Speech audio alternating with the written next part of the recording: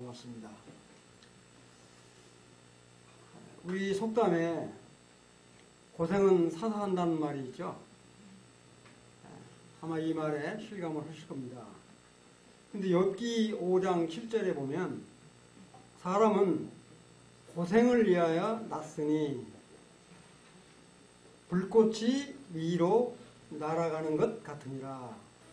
이 말씀을 들으면 정말 이 고생은 필연적으로 따르게 되는데 순식간에 불꽃처럼 지나간다. 이런 의미를 갖고 있습니다. 근데 베드로전서 4장 16절에 보면 또 어떤 말씀이 있냐면 만일 그리스도인으로 고난을 받으면 부끄러워하지 말고 도리어 그 이름으로 그랬는데 이 일로 뭐라고 하냐면 하나님께 영광을 받으라. 고난받는데 영광 돌리기가 쉽지 않으시죠? 근데 말씀은 그렇게 되어 있어요. 그 다음에 로마서 8장 22절에 보시면 또 어떤 말씀이 있냐면 피조물이 다 이제까지 함께 탄식하며 함께 뭐를 받는다고요? 고통을 겪고 있는 것을 우리가 아느니라. 또 로마서 5장 3, 4절에는 어떤 말씀이냐면 다만 이뿐 아니라 우리가 환난 중에도 즐거워하나니 이 환난은 인내는 연단은 소망을 이루는 줄을 알미라. 이렇게 되어 있어요. 이 고생이라는 말은 성경에 찾아보니까 16번이 나와 있어요. 그 다음에 고난이라고 하는 말은 119번이 나와 있습니다. 환난이라고 하는 말은 156회가 나와 있고요. 그 다음에 고통이라고 하는 말은 83번이 나와 있어요. 그러니까 이 고생이라는 말, 고난이라는 말, 환난이라는 말 다 합치면 한 374회가 나오는데 고생한다 하는 말은 자기 자신이 능동적으로 행하는 것이라고 한다면 고난과 환난이라고 하는 것은 일부로부터 피치 못해서 당하는 그런 피동적인 면이 있죠. 고생과 환난이 중첩돼서 나타나는 현상은 고통이죠. 아마 고통당하면 참 즐거워하는 사람은 별로 없을 텐데 이와 같이 고생을 해야 되고 고난과 고통을 당할 수밖에 없는 것이 아마 우리 성도인 것 같습니다. 그래서 이 기복신앙을 주로 이렇게 좋아하는 사람들은 우리가 주님을 믿으면 만사형통하고 모든 것을 기도하면 다 들어주시는 것으로 이렇게 생각을 하시는 분들이 계시는데 그거는 아마 우리의 착각일 거라고 생각을 해보시면 틀림없을 겁니다. 많이들 힘드시죠? 주님 믿으시면서 생활하시기가. 요사이 세상 돌아가는 거 보면 정말 주님이 곧 오실 것 같은 그런 생각을 많이 하게 되는데 그런데 베드로 전후서를 이렇게 읽어보면 고난이라고 하는 말이 유난히 많이 나옵니다. 무려 몇 번 나오냐면 한 20여 차례가 나와요. 고난이라고 하는 말이. 고린도 전후서 다 합치면. 우리 주님이 십자가에 피 흘려 돌아가신 후에 우리 그리스도인들이 고난받는다라고 하는 것은 너무도 당연한 삶이 되어 있습니다. 사실 이 베드로 자신도 로마 정부로부터 아주 핍박을 받는 그런 어려운 가운데서도 그렇게 어려움을 당하고 있는 성도들을 위해서 정말 위로하고 격려하는 말씀으로 이 베드로 전후서를 썼다라고 하는 사실입니다. 베드로 자신도 무려 3번이나 감옥에 갇혀 있었어요. 그리고 언제 잡히면 죽을지 모르는 정말로 그렇게 어려운 가운데 있는 베드로였습니다. 근데 이 베드로 전후서를 쭉 읽어보면 베드로의 인격에서 이런 말씀이 나올까? 정말 이 감동을 주는 말씀들을 요약을 해보니까 첫째로 고난받고 있는 성도들에게 믿음을 통해서 거룩을 지키면서 살아가라.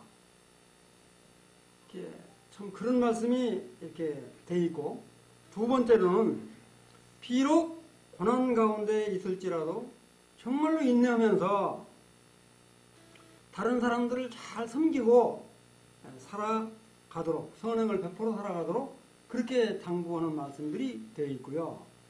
그 다음에 이 세 번째는, 그때 이제 너무 이렇게 거짓 교사들이 많으니까 이런 거짓 교사들을 경계할 것과, 특히 이 불의에 대한 심판은 반드시 이루어진다. 그렇기 때문에 이 필연적으로 이런 심판을 임하기 때문에 정말 근신해서 깨어서 기도할 것을 이렇게 당부를 하고 있어요. 그 다음에 네 번째로는 정말로 이 성도의 부활과 우리 주님이 다시 오시는 부분은 꼭 이루어진다. 확실하다.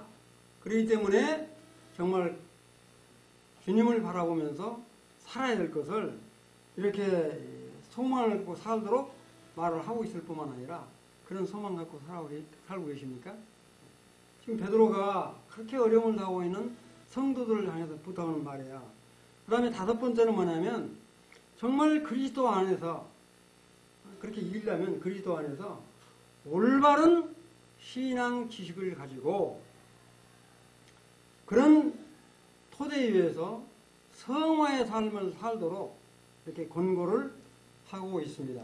그래서 핍박당하는 이 그리스도를 통해서 정말 고난당하고 있는 성도들을 위로하고 격려하는 이 베드로의 마음을 읽어 볼 수가 있어요. 그런데 이 베드로 전후서는 베드로 자신이 직접 쓴 것이 아니라 우리가 실로아노라고 그러죠. 이 신라가 대피를 한 것이라고 볼 수 있습니다. 그래 주님 자신이 이렇게 고통받고 있는 성도들에게 하고 싶은 말을 이 베드로의 인격에 하면서 이런 말씀을 쓰시도록 한 것이 아닌가 이렇게 생각을 해보게 되는데, 왜 그런 생각을 했냐 하면 베드로의 인격을 조금만 이렇게 들여다보면 그런 생각을 할 수밖에 없어요. 이 갈릴리바라에서 고기를 잡는 베드로를 우리 주님이 불었을 때 정말로 이거는 이 자기 생명줄 같은 그물을 딱 버리고 주님을 따르는 그 결단력 대단하죠. 주님 오라고 그러면 여러분들 직장 그만두시고 주님 따라가시겠어요? 근데 베드로는 그물을 딱 놔두고 주님 따라갔어요. 그런 결단력이 있는 성격이 있는가 하면, 우리 주님이 나는 죽어서 3일 만에 부활을 한다, 이런 말을, 이런 순한 예고를 이야기를 하니까 베드로가 뭐라고 그래요? 절대 그럴 수 없습니다. 이렇게 만류를 하다가 혼나죠. 그런가 하면 이 주님을 이렇게 붙잡기 위해서 체포하기 위해서 온 말고, 이름이 말고예요. 말고의 길을 칼로 딱 베어버리는 베드로의 이 충동적인 성격, 조급하고 이와 같은 성격을 갖고 있잖아요. 굉장히 경솔하잖아요. 지금 자기를 잡으러 온 사람을 갖다 그냥 칼을 빼가지고 귀를 잘라버렸으니까. 또 그럴 뿐만 아니라 우리 주님한테 뭐라고 이야기하냐면, 다 줄을 벌릴지라도 나는 절대 주님을 버리지 않겠습니다. 아주 호언장담을 하죠. 그러니까 그때 우리 주님이 뭐라고 그러죠? 네 영혼을 다 울게 된 나를 3번 부인하리라. 이 말대로 3번 부인하고 죽는다고 와서 울죠. 그게 정말 통회하는 심정으로 회개를 하는 이 베드로의 참 신실한 모습을 볼 수 있는가 하면, 또 베드로가 어떤 사람이냐 하면 정말로 예수는 그리스도시며 살아계신 하나님의 아들입니다. 정말로 영적 분별력이 아주 뛰어난 사람인 것을 볼 수가 있습니다. 이런 참 복합적으로 막 얽히고 설켜 있는 이 베드로가 주님이 부활하신 것을 보고도 정말 내가 주님을 따르겠습니다 그런 게 아니라 나는 물고기 잡으러 가겠습니다. 그리고 떠나버렸어요. 이렇게 그런 베드로에게 우리 주님이 찾아오셔서 너가 정말 나를 사랑하느냐? 정말 나를 사랑하느냐? 진짜 나를 사랑하느냐? 3번 묻잖아요. 그럴 때 아마 이 베드로의 마음이 너무너무 녹아들지 않겠나. 그래서 정말 이 베드로가 이 편지를 쓸 당시에 로마 네로 황제로부터 이 교회 그리스도인들을 얼마나 핍박이 심했는지 이 베드로가 소아시아라고 그랬는데 소아시아가 지금 현재 터키입니다. 터키의 본도나 갈라디아, 가파도기아, 아시아, 비두니아 이 5개 도시에 흩어져 있는 성도들에게 참 이 위로의 편지를 지금 써서 보낸 것으로 보게 됩니다. 이거는 크게 보면 하나님의 말씀을 대언한 대언서다 이렇게 볼 수 있지만 저는 이게 정말 베드로의 유언서 같은 성도들에게 유언하는 말 같은 그런 것으로 이렇게 분별이 되어졌습니다. 그래서 베드로전서 4장을 중심으로 해서 설명을 드리려고 그러는데 신약성경 380쪽을 펴보시기 바랍니다. 4장 1절을 제가 킹제임스 흥정역으로 읽겠습니다. 그러므로 그리스도께서 우리를 위해 육체 안에 고난을 당하셨은즉 그와 같이 너희도 같은 생각으로 무장해라. 개혁성경에는 갑옷을 삼으라 이렇게 나와 있는데 육체 안에서 고난을 당한 자는 이미 죄를 뭐라고요? 그쳤나니. 우리 주님이 육체의 고난을 십자가에서 부활로 승리했기 때문에 우리 성도들도 스스로 이 고난을 극복할 마음가짐을 해라. 뭐라고 하냐면 이 갑옷을 입으라고 그랬잖아요. 다시 말씀드리면 육체의 고난이 그쳤다라고 하는 것은 죄로부터 해방을 받았다는 거잖아요. 원래 우리 그리스도인, 정말 구원받은 우리 그리스도인은 죄하고는 상관이 없는 사람들이잖아요. 실제 죄는 짓고 있지만 그렇게 지금 말을 하고 있는 거예요. 뭐냐면 정말로 죄의 권세를 물릴 수 있는 힘을 가지고 있다. 이렇게 말을 하면서 2절에 어떤 말씀을 하시냐면 그 후로는 다시 사람의 정욕을 따르지 않고 하나님의 뜻을 따라 육체의 남의 때를 살게 하려 함이라 이렇게 나와 있어요. 그런데 참 우리 인간은 안목의 정욕과 그 다음에 육신의 정욕과 세상의 자랑 때문에 틈만 있으면 이런 유혹에 빠져들어서 쉽게 죄를 범할 수가 있죠. 그러니까 매 순간 하나님의 말씀을 기억을 하면서 이렇게 살아가도록 지금 말을 하고 있는 것입니다. 3절에 보니까 어떤 말씀이 나오냐면 너희가 음란과 정욕과 술 취함과 방탕과 향락과 모판 우상 숭배를 하여 이방인의 뜻을 따라 행한 것은 지나간 때로 족하도다. 4절에 보니까 이러므로 너희가 그들과 함께 그런 극한 방탕에 다름질을 하지 아니하는 것을 그들이 이상히 여겨 비방하나. 이 말씀을 이렇게 보면 무슨 말이냐면 정말 이 이방인 때 하나님을 믿지 않을 때는 정말로 음란하고 술 취하고 방탕하고 향락에 찔렸던 사람들이지만 지금 니들은 예수 그리스도를 믿고 그런 데서 벗어난 사람들이지 않냐. 응? 니가 그렇게 지금 벗어났는데 옛날에 그렇게 했던 그 사람들이 너희들이 그렇게 거룩한 삶을 산다고 해서 비방하는 것은 너무너무 당연하다. 그렇기 때문에 그런 삶을 살지 말아라. 지금 이렇게 이야기를 하고 있습니다. 근데 제가 이 말을 읽을 때마다 제가 이렇게 이제 구원을 막 받고요. 이 변화된 모습이 뭐였냐면 제일 먼저 직장생활 하면서 이렇게 회식을 하면 술자리가 돌잖아요. 저도 주님 믿기 전에는 술을 꽤 좀 마셨는데 이 주님을 딱 믿고 나서 이 회식 자리가 이렇게 벌어졌어요. 그래서 저한테 이제 술을 권해서, 이제 술을 마시지 않습니다. 또 지난번에도 마셨잖아. 내 위에 있는 상사가. 그래서 주님을 믿기 때문에 술을 마시지 않겠습니다. 이것 봐라. 옛날에 상사들이 그러잖아요. 반말을 하면서 술을 주려고 그래. 절대 마시지 않습니다. 꼭 주고 싶으면 제가 호주머니에다 담아주시면 제가 갖고 가겠습니다. 저는 설마 호주머니에다가 술을 부을까 생각했는데 호주머니를 보니까 호주머니에 진짜 술을 붓더라고요.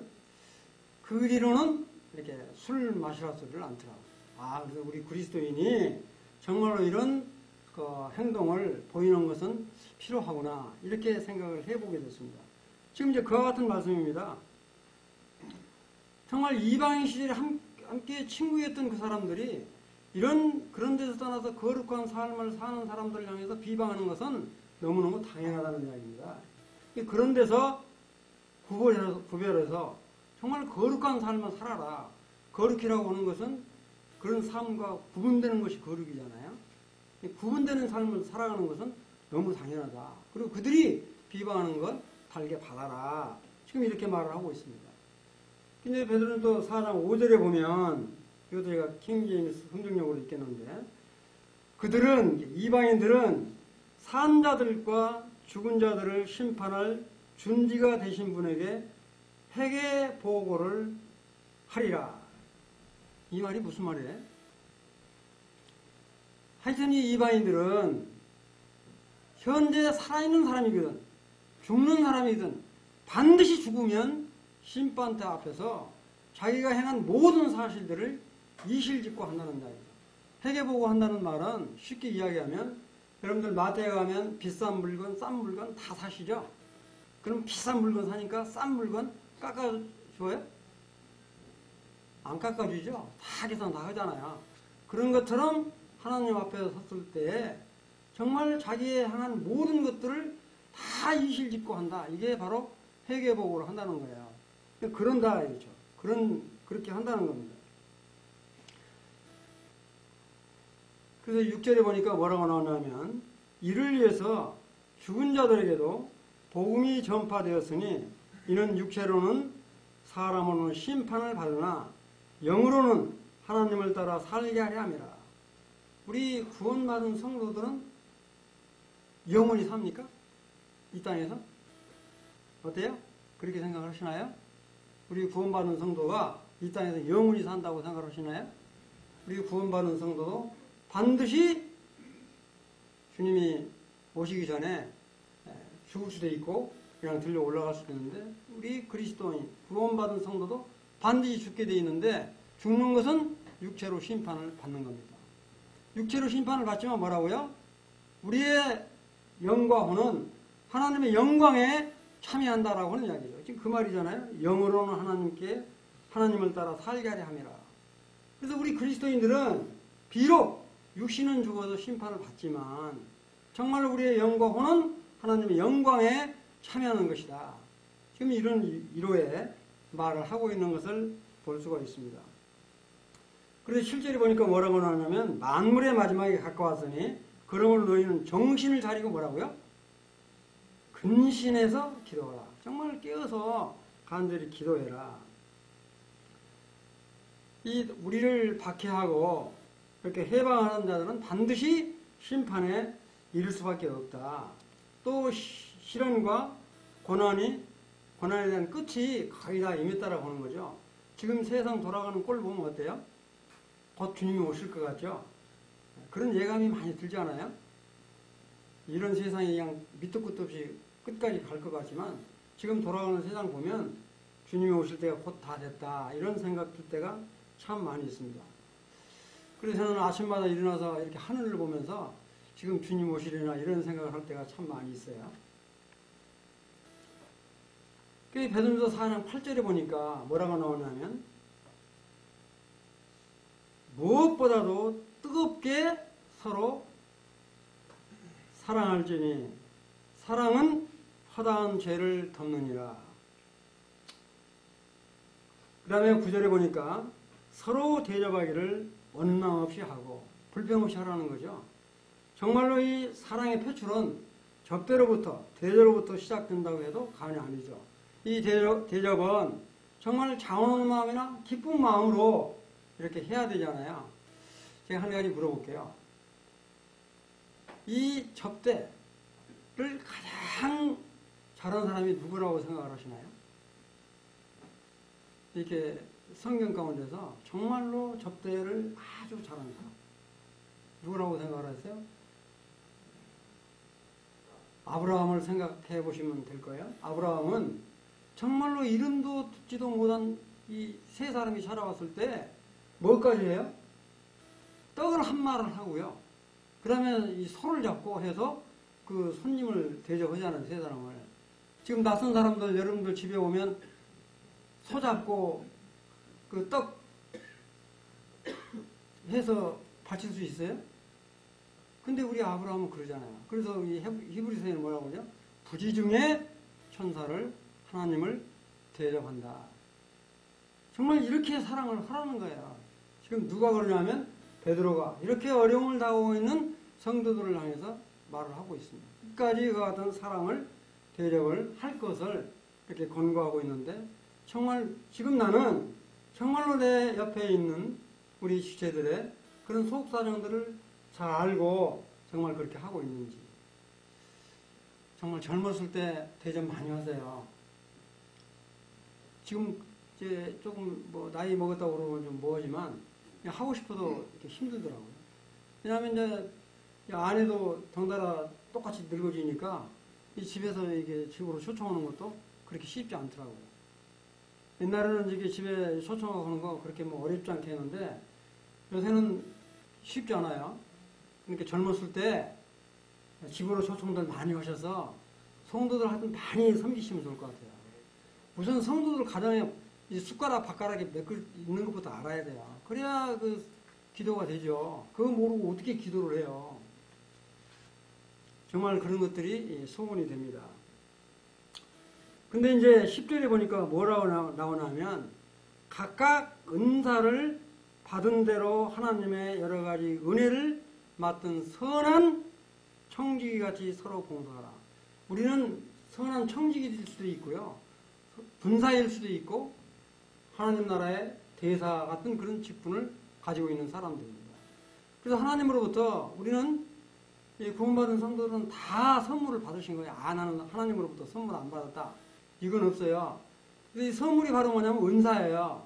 성경에 보면 로마서 12장이나 고린도서 12장에 보면 은사가 약 다 따져보면 한 30가지 정도 돼요. 이와 같은 은사들을 통해서 반드시 이 은사는 성도들을 섬기도록 하기 위해서 주신 거라는 거야. 그렇게 하라는 겁니다. 섬기라고. 그래서 에베소서 4장 12절에는 이런 말씀을 하시죠. 에베소서 4장 12절 꼭 한번 보시면 좋겠는데 이 은사를 통해서 성도들을 온전케 하고 그 다음에 서로 섬기고 봉사일을 하게 하고 그 다음에 뭐라고요? 그리스도의 몸을 세우게 하려 함이라. 이 교회를 세우게 하기 위함인 거라고 이렇게 말을 하고 있어요. 이와 같이 은사에 따라서 선한 섬기의 직분을 다 해라. 이렇게 지금 말을 하고 있습니다. 자, 11절에 보면 어떤 말씀이 나오냐면 만일 누가 말하려면 하나님의 말씀을 하는 것 같이 하고 누가 봉사하려면 섬기려면 하나님이 공급하시는 힘으로 하는 것 같이 하라.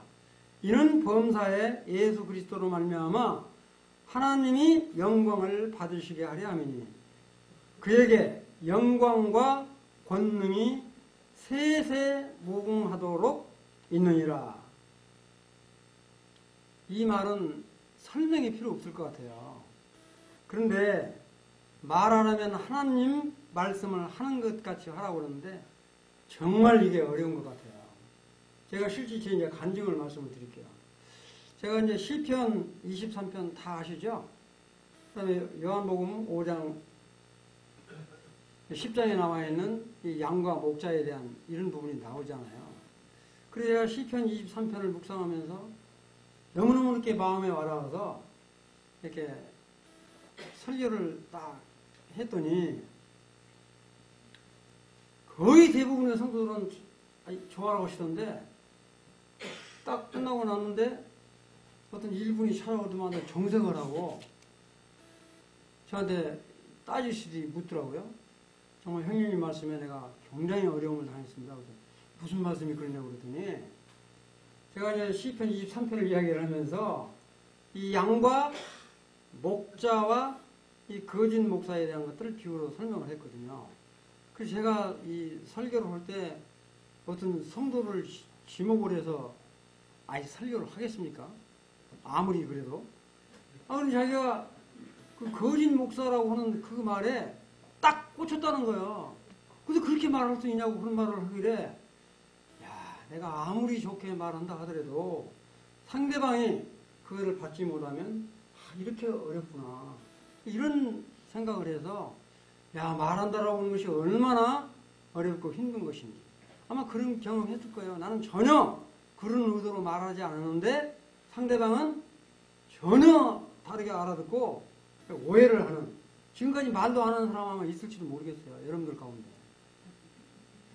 아니 그런다니까요. 그렇게 말이 어려워요. 나는 전혀 그 상대방에 대해서 정말로 좋은 뜻으로 말을 했는데 상대방은 그 말을 곡해를 해가지고 알아들어서 그런 어려움을 당하는, 참 그런 것들을 보면서 이게 하나님의 말씀이니까 봤지만 얼마나 어려운가. 그런데 우리 주님이 직접 마태복음 5장 16절에 뭐라고 말을 하냐면 이렇게 말씀을 해요. 5장 16절 뭐라고 나오냐면 이같이 너희 빛이 사람 앞에 비치게 해서 그들로 우리 형실로 말미암아 하나님께 영광을 돌리도록 해라. 정말 우리의 말하고 우리의 행동하는 것 때문에 좀 그리스도인이기 때문에 역시 다르다. 이렇게 해서 하나님께 영광을 돌린다고 하는 것이 얼마나 귀하고 아름다운 것인지. 이거는 무한한 훈련이 필요하지 않겠는가. 우리 안에 다 성령님이 계시잖아요. 그렇게 안 달고 싶은 사람이 얼마나 있어요. 그런데 실제는 그렇게 안 나타나지는 것을 볼 수가 있습니다. 그래서 이제 4장 12절을 한번 보죠. 사랑하는 자들아, 너희를 연단하려고 오는 불시험을 이상한 일 당하는 것 같이 이상히 여기지 말고 그랬습니다.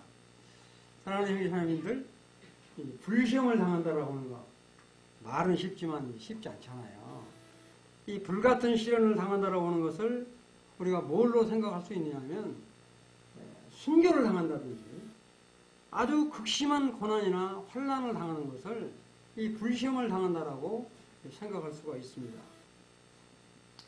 근데 이것은 오직 정말 주님을 위한 그 의를 위한 것이어야지 그 죄로 인한 것에서는 안 되는 것이잖아요. 근데 저는 이제 그 불시험의 예로 이런 걸 이렇게 한번 생각을 해봤어요. 이 네로 황제로부터 핍박을 받았던 그 시절에 얼마나 그리스도인들 교회를 핍박을 하려고 작정을 했냐 하면 이 네로라고 하는 사람이 로마시 전체를 불바다로 만들었어요. 유명한 사건이잖아요. 화재 사건. 불을 질렀다고요. 자기가 질러놓고도 이거 불을 질른 사람이 누구냐? 이게 바로 그리스도인들이다. 그래서 이 그리스도인들을 전부 잡아 죽이고 막 박해를 하니까 결국은 이 그리스도인들이 도망해서 어디 가서 살아요? 땅불을 파고 살았던 카타콤의 역사적인 사건을 우리가 잘 기억할 수 있습니다. 그렇게 핍박을 받은 거예요. 그 카타콤에서 이 땅굴 파고 사는 게 1, 2년이 아니라 아들, 딸을 낳고까지 산 그곳 유명하잖아요. 이 기독교 역사는 바로 우리 주님이 피 흘리심으로 시작했기 때문에 피 흘려 목숨을 바친 수많은 순교자들이 이어져 왔다라고 하는 사실입니다. 자, 이 순교를 보면 구약 때 최초로 순교당한 사람이 누구예요? 구약 때 최초로 순교당한 사람. 바로 형에 의해서 죽임을 당한 아벨이죠. 이렇게 이 아벨은 정말로 이 양의 첫 새끼로 이렇게 하나님께 제사를 드렸고, 이 가인은 이렇게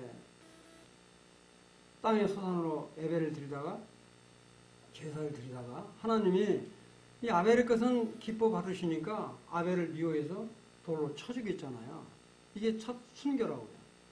그런가 하면 우리 이사야 선지자는 정말로 하나님의 말씀대로 증거를 하다가 그 므낫세라고 하는 아주 악독한 왕에 의해서 톱으로 잘림을 당하는 순교를 당했잖아요. 우리 신학 때는 어때요? 신학교의 첫 순교자가 우리 침례 요한은 정말 바른 말을 하다가 목배임을 당하죠. 이렇게 첫 순교를 시작해서 야고보라든지 스데반이라든지 폴리가 그 다음에 우리 바울, 베드로 수많은 사람들이 순교를 당했습니다. 사실 우리나라도 이와 같은 순교의 선교사를 통해서 복음이 들어온 거죠. 우리나라에 최초로 들어온 선교사가 바로 지금으로부터 153년 전 1886년에 영국의 토마스 선교사가 대동강을 통해서 우리가 잘 아시는 이 서머노를 타고 대동강을 통해서 들어오다가 바로 땅도 받기 전에 이 서양 사람이라고 해서 선교사라고 해서 죽임을 당하는 직전에 이 토마스 선교사가 내가 이게 죽어도 좋으니까 이 성경을 내가 선물로 주겠노라고 성경을 딱 주고 죽임을 당합니다. 이게 첫 순교예요. 이 성경을 통해서 복음이 증거되다가 우리나라의 첫 순교자가 누구예요? 일제의 신사참배를 끝까지 반대하다가 돌아가신 주기철 목사. 너무 유명하잖아요. 그 다음에 이 신사참배를 반대하고 그 다음에 뭐냐면 6.25 전쟁이 벌어져서 공산당들이 들어왔을 때 끝까지 예수 그리스도를 지키다가 돌아가신 손양원 목사. 그는 사랑의 원자탄이라고 그러잖아요.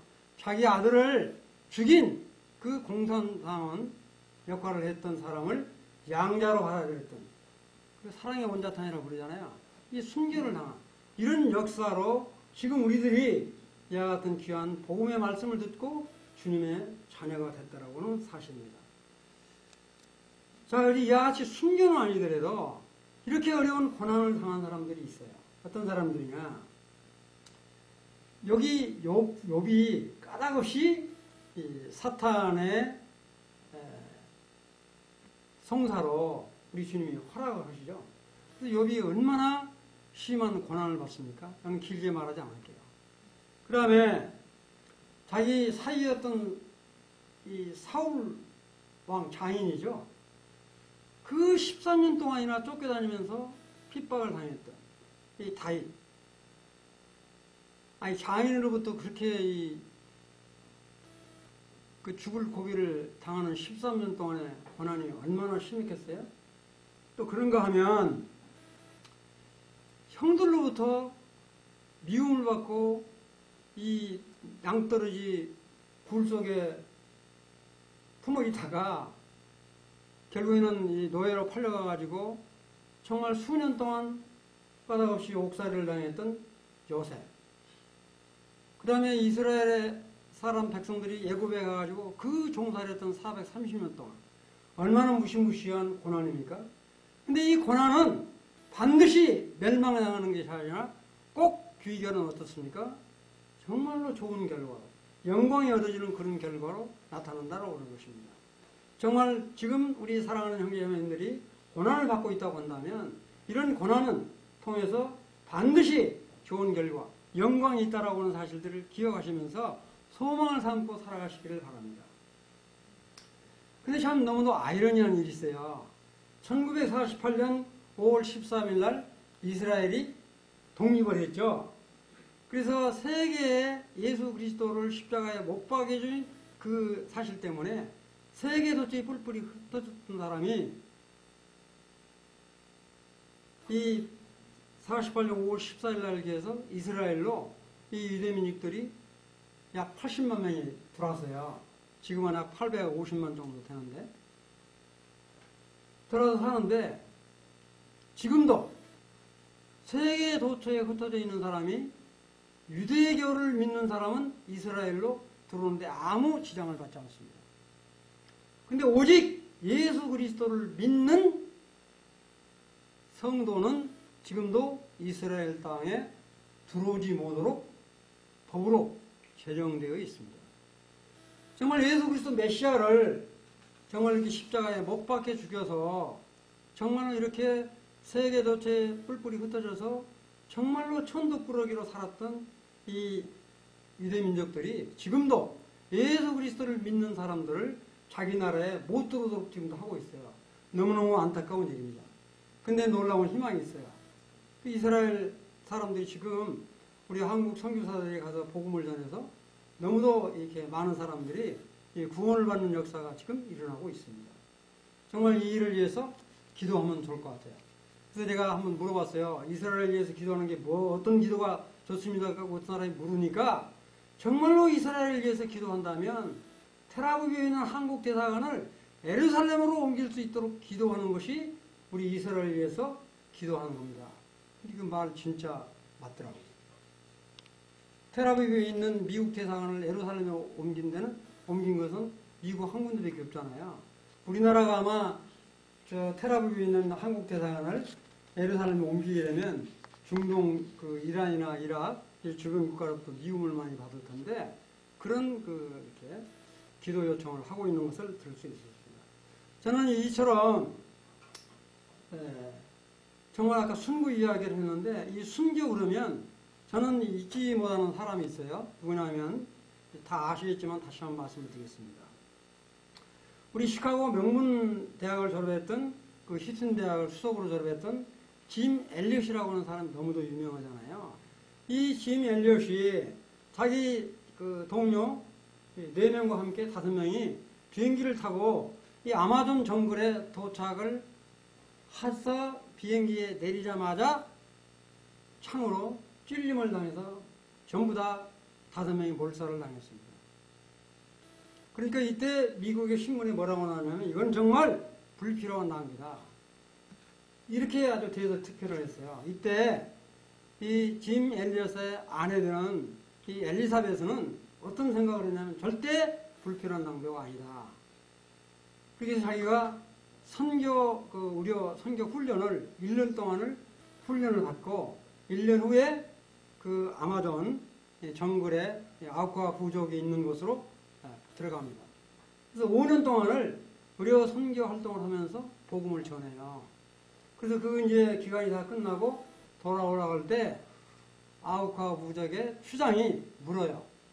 도대체 당신은 누구길래 여기 와서 이렇게 5년 동안이나 고생을 하고 이랬냐 이렇게 물으니까 이 엘리자베스가 뭐라고 이야기하냐면 바로 5년 전에 당신들이 창으로 찔려 죽였던 그 짐 엘리엇이라고 하는 아내입니다.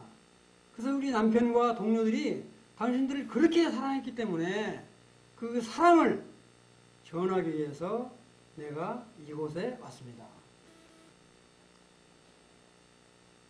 그 뒤로 그 아우카 부족이 어떻게 됐냐면 정말 지금은 수십 개, 수백 개의 교회가 형성이 됐고 그 짐 엘리엇들을 죽였던 그 마을의 아우카 부족의 바로 담임 목사가 뭐냐면 짐 엘리엇의 아들이라고 하는 사실이고 그 죽였던 사람들은 지금 장로가 되어 있고 집사가 되어 있다고 하는 사실입니다. 이거는 뭐냐면 불필요한 낭비가 아니라 정말로 거룩한 소비고 낭비다. 짐 엘리엇이 이런 말을 했잖아요. 성경책에다가 떠나기 전에 어떤 말을 했냐면 정말 잃어버릴 수 없는 것을 얻기 위해서 잃어버릴 수 없는 것은 뭐예요? 정말 우리 주 예수 그리스도의 복음 이건 정말 잃어버릴 수 없는 거다. 그러나 지킬 수 없는 것을 버리는 것 그랬어요. 지킬 수 없는 건 뭐냐면 세상의 욕망과 권세와 명예입니다.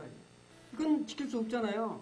이 지킬 수 없는 것을 버리는 것은 절대 어리석은 게 아니다. 이거를 자기 성경책에다가 기록을 했던 것을 지금 발표한 건데 정말 이와 같은 귀한 말씀에 의해서 비록 순교를 당하고 그 부족, 아우카 부족에 수백 개의 교회가 세워지고 그리스도인들이 세워지는 것 자체가 하나님의 영광을 위한 것이라고 생각할 수 있잖아요.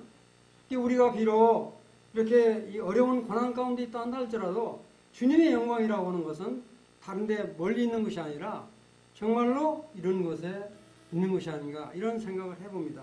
4장 13절에 뭐라고 나와 있어요? 이와 같이 불시험을 오히려 너희가 그리스도의 고난에 참여하는 자가 되어 있으므로 뭐라고요? 기뻐하고 즐거워해라. 사랑하는 자매님들 이렇게 고통스럽고 이렇게 어려움 당하면 기분 좋다. 그렇게 생각을 하십니까? 어떻습니까? 담담하게 이렇게 받아들여 주시나요?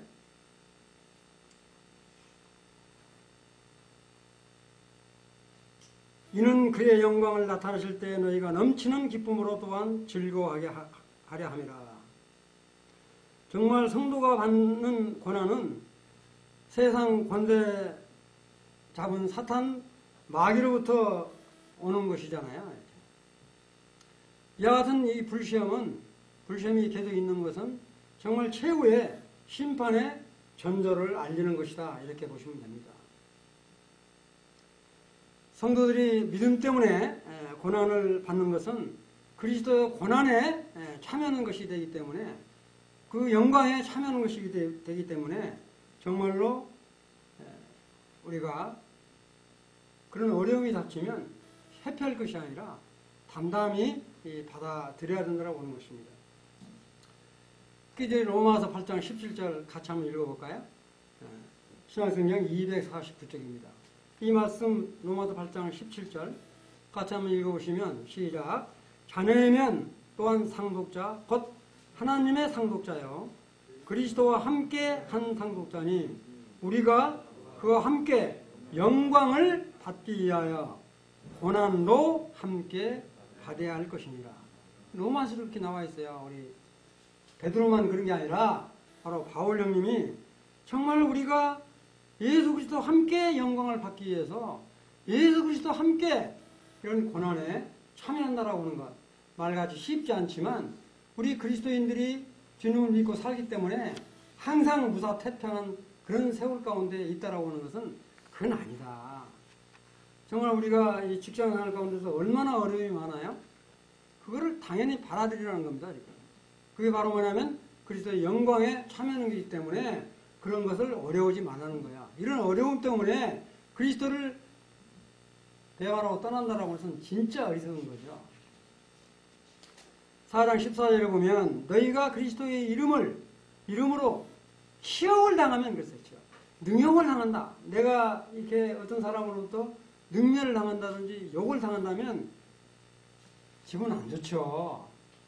내가 이렇게 참 이 치욕을 당한다면 기분 좋을 사람이 있겠어요? 근데 뭐라고 나오냐면 치욕을 당하면 복 있는 자로다 그러세요. 복 있는 자로다. 그리고 뭐예요? 영광의 영 곧 하나님의 영이 너희 위에 계심이라. 여기까지만 나와 있는데 킹제임스는 뭐라고 나오면 그 뒤에 더 나와 있어요. 제가 읽어드릴게요. 그분께서 그들 편에서는 비방을 받으시나 너희 편에서는 영광을 받으시느니라.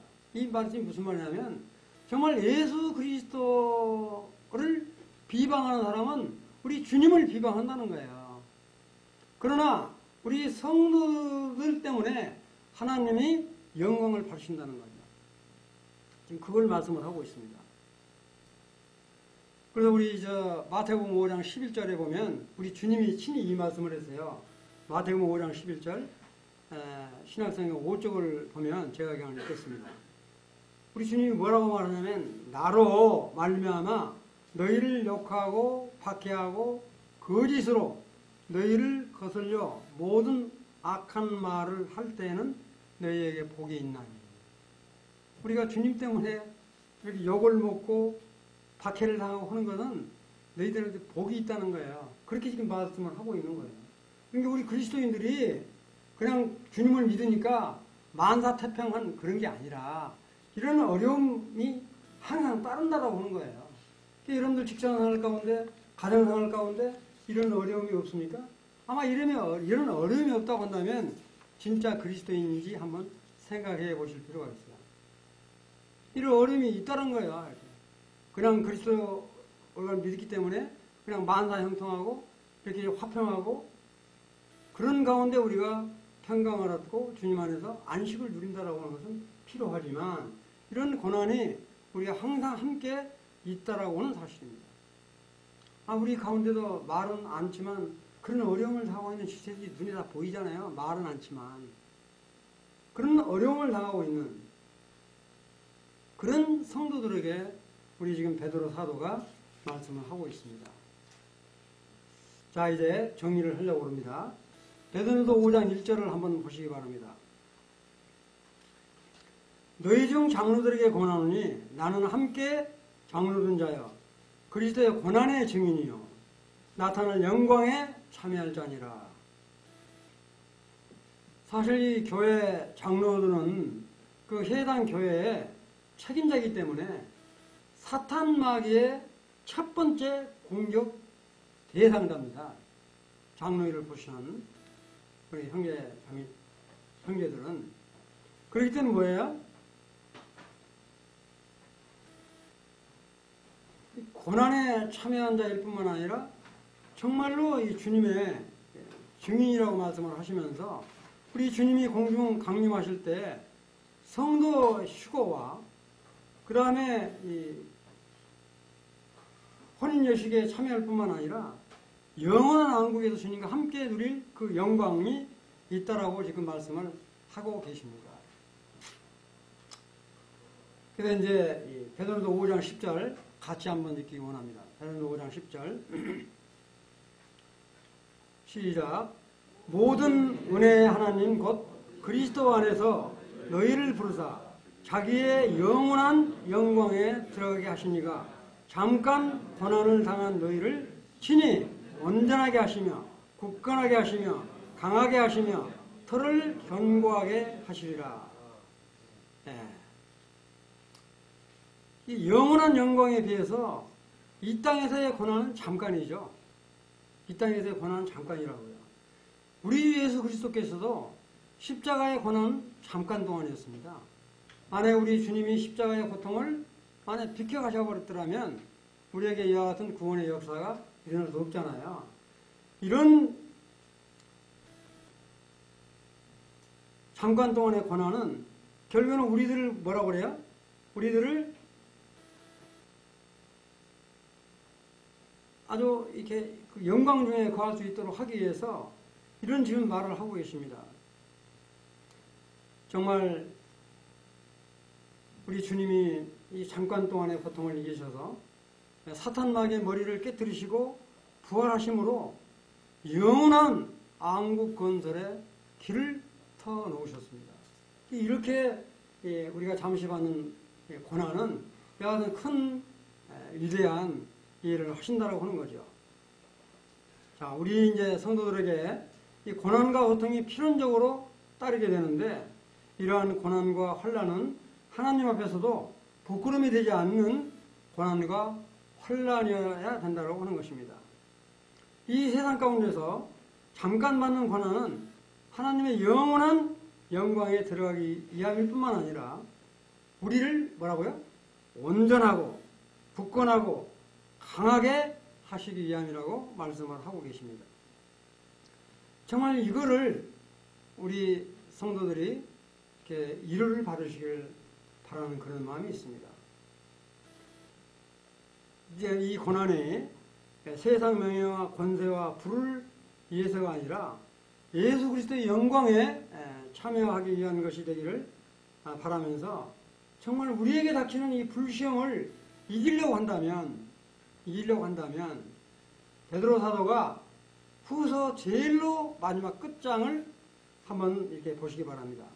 3장 18절 이렇게 한번 보시면 정말 이 마지막 이 말이 정말 저는 아주 이렇게 너무너무 다른 말씀도 이렇게 했지만 이 말씀이 생각이 되는데 오직 우리 주 곧 구주 예수 그리스도의 은혜와 그를 아는 지식에 자라가라. 그를 아는 지식에 자라가라. 영광이 이제와 영원한 날까지 그에게 있을지어다. 이렇게 끝맺음을 하시면서 하시는 말씀을 마음속 깊이 이렇게 다짐을 하시면서 현재 이 세상은 참 너무 혼탁해 있고 정말 음란하고 이 부와 권세를 가진 자는 게 옳고, 정말 가난하고 돈 없는 이런 사람은 정말 죄인 취급을 지금 당하고 있잖아요. 정말 무엇이 참이고 거짓이고 정말 정의 실현인지를 알 수 없는 그런 혼탁한 세상에 살고 있습니다. 이런 것을 정확히 알려면 또 뭐냐면 영적으로는 지금 거짓 교사들이 얼마나 많이 흩어져 있습니까? 이런 영적 거짓 목사나 이단의 가문 이설에 안 넘어가려면 정말로 성경 지식 바탕 위에 서 있기를 바라는 그런 마음이 있습니다. 그런데 예수 그리스도 은혜 안에서 거하고 예수 그리스도를 아는 지식을 더욱 많이 터득을 하셔서 정말로 온전한 믿음 터 위에 세움을 받아야 됩니다. 그래서 제가 마지막으로 이렇게 좀 부탁을 드린다면, 물론 우리 혼자 성경 공부를 하실 수도 있어요. 그렇게 해서 이 성경 지식을 쌓을 수도 있지만, 정말로 교회에서 하는 성경 공부에 참여하셔서 정말로 이 장성한 분량에 이루어지기를, 그래서 주님의 은혜 안에 거하시면서 나에게 닥치는 고난과 시련을 이런 좀 기쁨으로 승화시키는 삶이 돼서 나의 착한 행실로 하나님께 영광을 돌려드리는 그런 삶이 되기를 바라는 마음을 간절히 기도를 드리면서 말씀을 마치도록 하겠습니다.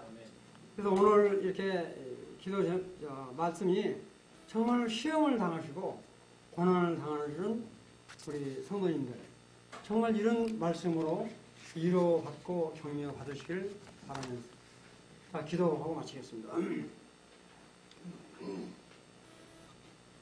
사랑이 많으신 하나님 아버지, 저희들에게 이 세상 가운데 살면서 날마다 불시험 같은 어렵고 힘든 고난이 닥칠 때마다 이걸 비켜가지 않게 하시고 좀 주님을 아는 지식에 좀 저희들을 온전한 믿음의 터 위에 세움받게 하시고 나아갈 수 있도록 은혜를 베풀어 주시오니 진실로 감사를 드립니다. 이 참 베드로 전후서의 말씀을 통해서 우리 성도들이 좀 위로받고 격려받기를 원하옵나이다. 주님께 이와 같은 말씀들을 허락하신 주께 감사를 드리며 우리 예수 그리스도의 이름으로 기도하옵나이다. 아멘. 감사합니다.